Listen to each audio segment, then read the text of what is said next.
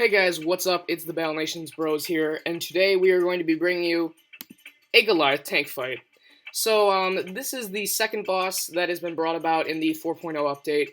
We got our Spire West Queen fight out there already, guys. We only had one loss in that, which of course was our radio tech.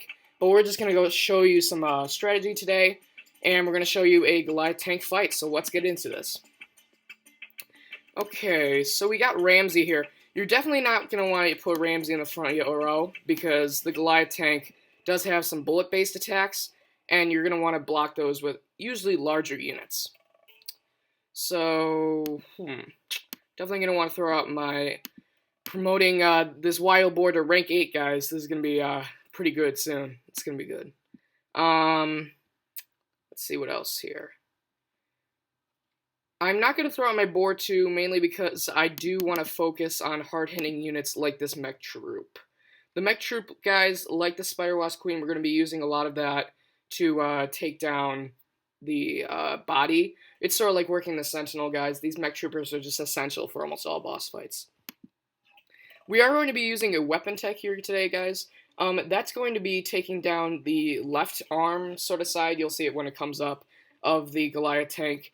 And that's just one of the more deadlier sides of the machine, so we're just going to want to get that out of the way first, and then we can go to work on the main body. Sort of like the Sentinel's ranged arm. Actually, very similar. Let's see here.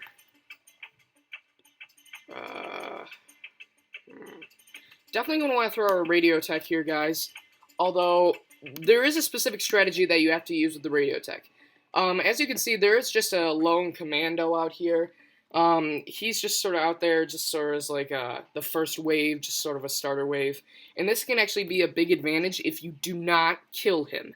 If you do not kill him and you let the radio tech and all of your other units charge up their attacks so they can get closer to their main attacks, that would actually be great, because when the Goliath tank comes, you can actually use those moves quicker. That way they don't die, and then you have the opportunity to use those attacks, which is actually very important.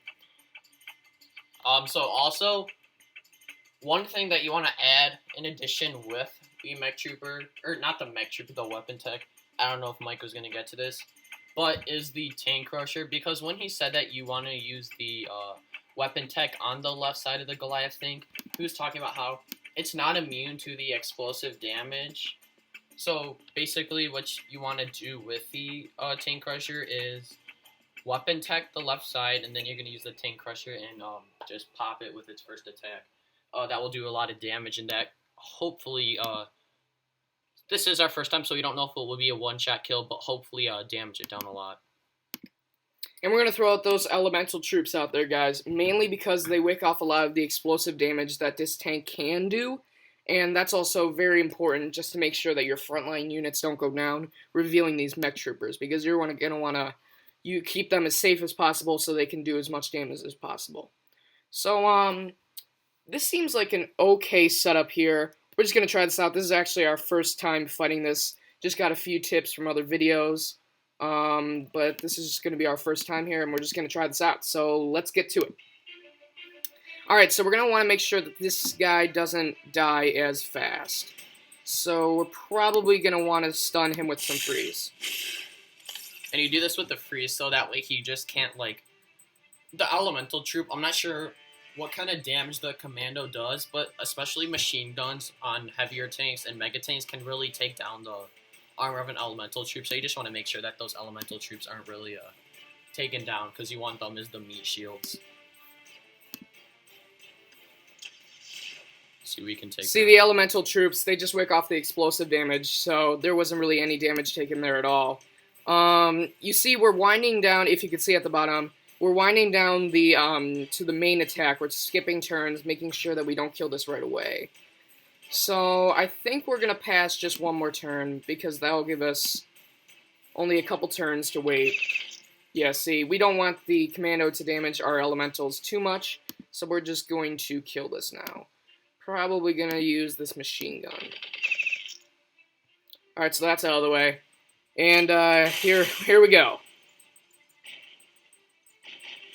Alright, so that was its Scatter Strike attack, and the Scatter Strike attack is one of the more lethal attacks that it has. I have this from experience from a couple of my guild members that have already fought this. They said that the Scatter Strike attack usually is the one that does the most damage on your units, and you're going to want to make sure that you watch out for that.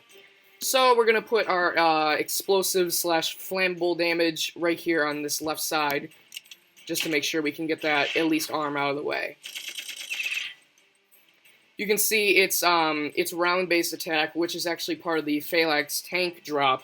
It's basically a mini version of the main body, and that's its attacks that you use.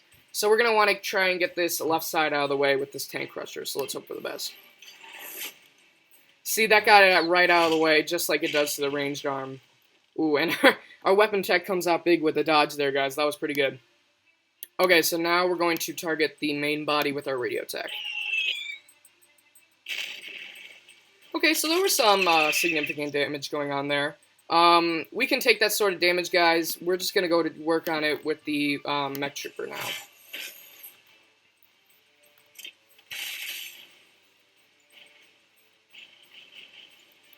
See, here we go again with the cross pattern strike. You're going to want to watch out for that.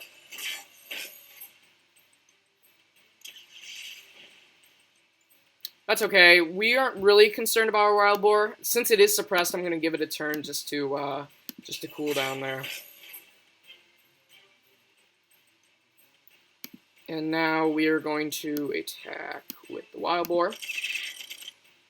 So it does do some good damage against that, guys. Always make sure to do the flammable base attack, because usually against tanks and such, they don't have the great resistances against this sort of flammable fire-based damage. And one thing you'll notice, kind of what we just did with the mech trooper, as soon as you get the initial armor off of the tank, the mech trooper's damage goes up. So that's one nice thing about it.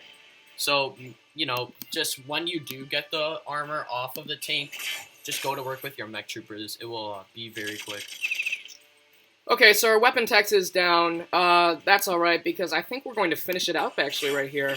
Here, let's see. Yeah, so there you go. That was actually very, very easy, guys. All we lost was a weapons tech, which is actually not too bad to heal. We didn't even lose our radio tech here, guys, which actually I'm really happy about. As you can see, you don't have to take down all three parts, just like the Sentinel. All you have to do is really work down the main body. We just wanted to get that left arm out of the way so it didn't do major damage against our units. So, yeah. Unfortunately, these bosses weren't as hard as we thought, but that's alright. And so we just did the mission for that. The Goliath tank fight is the same when you encounter it in the repeatable version that it comes around in. It's the exact same thing with the Commando and the Goliath tank in the back. So if you just use that strategy, make sure you sort of warm up your radio tech, then you really can make sure that you get the maximum damage. So we got a good amount of XP, some bars from that. And so yeah, guys, this was the Battle Nations Brothers. This was our Goliath tank fight. If you did enjoy, remember to rate, comment, and subscribe. And also leave some suggestions on what you guys want to see in the future. We got some great 4.0 content coming up in the future. We're going to be reviewing the new Prestige unit. We're hopefully going to get some drops from these repeatable bosses soon. Hopefully we get lucky so we can give you guys a review on those units as well. But yeah, guys, this is the Battle Nations Brothers, and we are out. Thank you for watching.